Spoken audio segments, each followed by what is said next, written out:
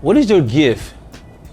What is the gift that God has given you that you do well, you do so well, that will cause many people to struggle to do, but you do well and it's easy for you? What is your gift? What is your gift?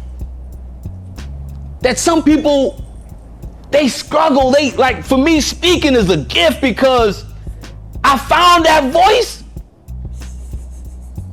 Many people say, you need to prepare for it. I don't need to prepare for nothing. Right? Why do I need to sit? I'll write some notes. I done wrote them notes down. I overthink myself. I ain't even use none of those notes. Right? Because when you have a gift, you operate in that gift. It's a natural thing that you operate and you share, whatever that may be. So speaking and coaching for me is a natural gift because I've been able to go into that graveyard of my past experiences and heal from a lot of things that allow me to find this voice, discover my purpose, and find a gift that is natural for me.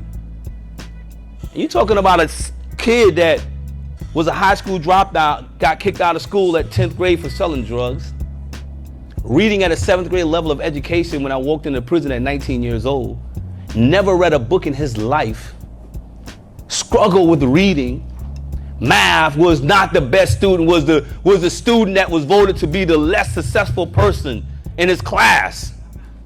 The one that everybody knows going to prison. I was that guy. I was the guy that they said, oh, he going to prison. Or he going to die before he turned 21. And I did both. I went to prison at 19 and I died. The old version of me died so the new version be able to come about. So I did die. So in that, I've shared with you in that gift, there's a part of you that has to die in order for your gift to be able to flourish. I could not be the man that I am today standing before you if I still chose to live as the old version of me at 19. Death, God brought a level of death, placed me in that environment and allowed the old version of me to die so that he can be able to produce and bring about the true version of who Lester was created to be. So when I said I found my voice, I found my voice in my own death. My physical, not the physical, that mental, that emotional, mental, that pain, I found my voice in that. And now I operate in that gift. And I ask you all that you have to look and say, what do I need to allow to die in order for the new version of me to grow? Ask yourself that question as you're sitting here today. What needs to die? What do I need to cut off in order for me to move forward and again experience growth? The last part of this before I close out is called the power of a vision. So we done just talked about healing from past pain, finding your voice, discovering your purpose. And what was the fourth one? Understanding your gift. And now we're talking about the power of vision, right? When I realized once I was able to get those four things that I'm talking about, man, a vision was given to me by God, sitting in those prison cells. For those 22 years I sat there, everything that I'm doing now, God gave me small pieces of it. Stay truthful, stay true to the process. When everything in that environment was looking dark and grim, stay true to the process, Lester. Keep moving, keep working, keep grinding. When the world don't see you, it don't even matter, right? I say today, a lot of people say, man, Lester, how are you able to travel around the country and do what you do after so many years of incarceration? They say, man, how did it happen? I said, you didn't see me the 22 years I was inside of the prison. You didn't see that. You didn't see those 22 years when guys were inside the cells fighting. I was in there reading a book. You didn't see that version of me. You didn't see me walking on the prison yard with an armful of books going to teach young people that were coming inside the prison. You didn't see that version of me when they say you wasn't in the gym when I was shooting my jump shots. I was in the gym while most people were operating out here. I had 22 years to work on this gift. As I said, it takes 10,000 hours to become an expert of a certain thing. I've become an expert 2 times. So when no one's watching you, what are you doing? Are you working on that gift? Are you working on that healing process? Are you sitting out? You don't have to post it to tell nobody I'm in the healing. You don't need to post that. You don't need to post none of this. What are you doing in the darkness of your room, in the car, in your closet? What are you doing to heal? So that when you do show up, you shine. Now people say, what happened to you? They didn't realize that you was putting that work in.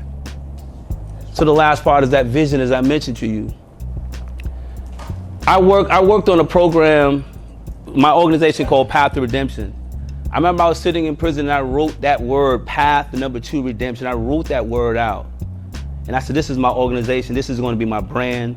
When I walk out of prison, this is what I'm going to be known for.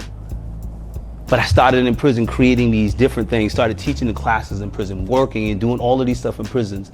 And one of my mentors, Rick Jordan, said, Lester, I want you to write a program, going back again to your why. He said, what would you do for free? I said, man, Rick, I said, I would work with young people for free. He said, write a program that you'll work specifically with young juveniles inside the Department of Juvenile Justice. I wrote this program out. I kept working on it. The day I walked out of prison, I wasn't out of prison a week. Going back again to the power of vision. I wasn't out of prison a week. I walked to the DJ Jade's office in Rock Hill, South Carolina, and I knocked on the door. And someone came, this white lady came to the door and she cracked the door and she hold her head out. I said, sir, could I help you? I said, yeah, my name is Lester Young. I just got out of prison after serving 22 years and 5 months.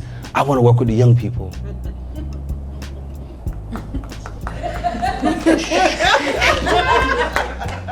She shut the door on me. She said, and then when she shut the door, she said, I'll be back. She said, I'll be back. I stood there, right? Don't be afraid of rejection when you have a vision. That's right. Don't be afraid of rejection. See, the reason why some of you are not operating with your vision because you're afraid of rejection. Yeah. The reason why you're not executing your vision because you're afraid of rejection. When that lady shut that door, I could have easily said, man, it's not going to work. I sat right there. Is there anybody in there I can talk to? She said, I'm going to get somebody. This tall, slim guy from Rock Hill, he was working in the Department of Juvenile Justice named Ahmad Bennett. Walked in, opened the door. He said, what's up, brother? Now he understand. I was like, bro, I just got out of prison. I want to help you. Right? And he said, come and talk to me. And I told him. He said, man, they got a lot of rules and regulations about working with young people. But he said, I'm going to let you start somewhere. He said, man, come back up here tomorrow and you can start going to the community and start working with the kids. That was my first exposure to working with the kids. That's good. And I continued. Just last year, in the beginning of this year, my first huge contract with the Department of Juvenile Justice was written and implemented. The power of a vision. Where now I have 13 formerly incarcerated men and women, people who've been in prison, now on my team that go inside the Department of Juvenile Justice and work with young people, right? Just got the reviews back yesterday before I came here. And the staff member told us, says that they did a survey on our program. They said that incidents was up 380 last year. Since we've been there from March to now, it dropped to almost only 150. 92% of the staff sees the effectiveness of the program.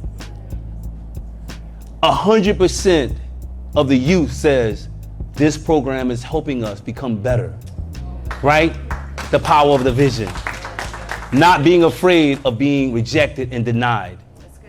Some of you right now are not operating in the capacity which you're operating because you're afraid. That's good.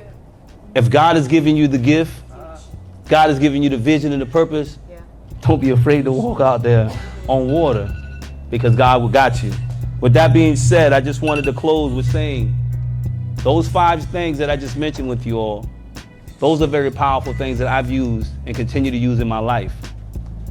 The vision, write this down. Valley. The 3 V's. The vision, valley, victory. When God gives you the vision, know and understand that God's going to carry you through the valley. And in the valley, you're going to be broken. In the valley, you're going to be stripped of who you think you are. You're going to be in that valley for long. You're going to toil in that valley. You're going to be shaped in that valley. But in that valley, God is setting you up for victory.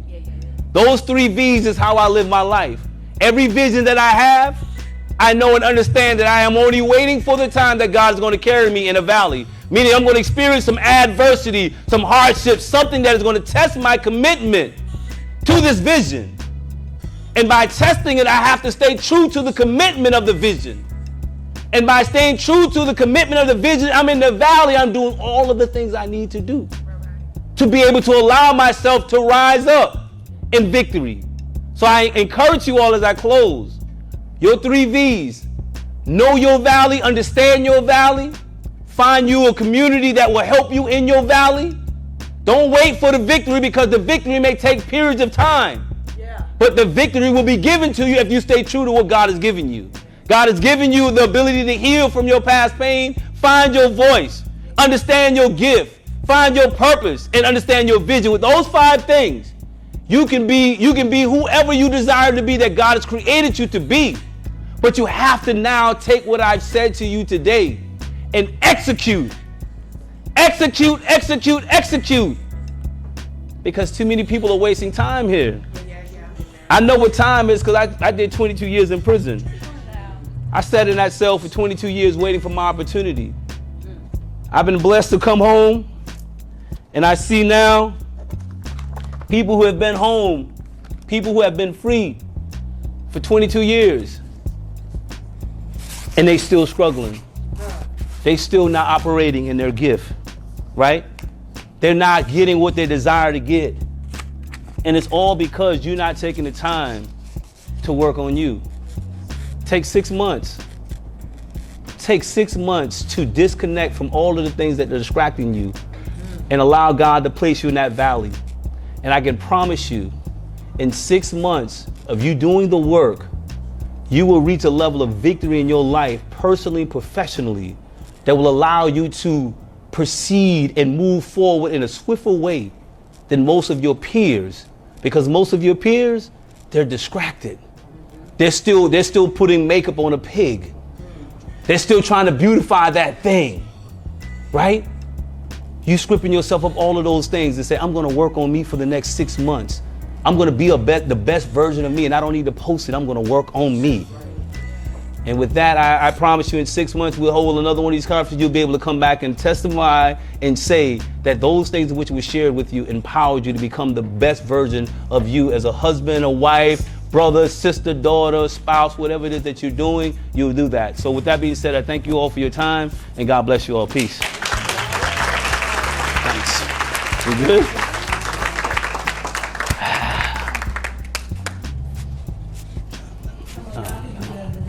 You good? Oh yeah. Oh yeah.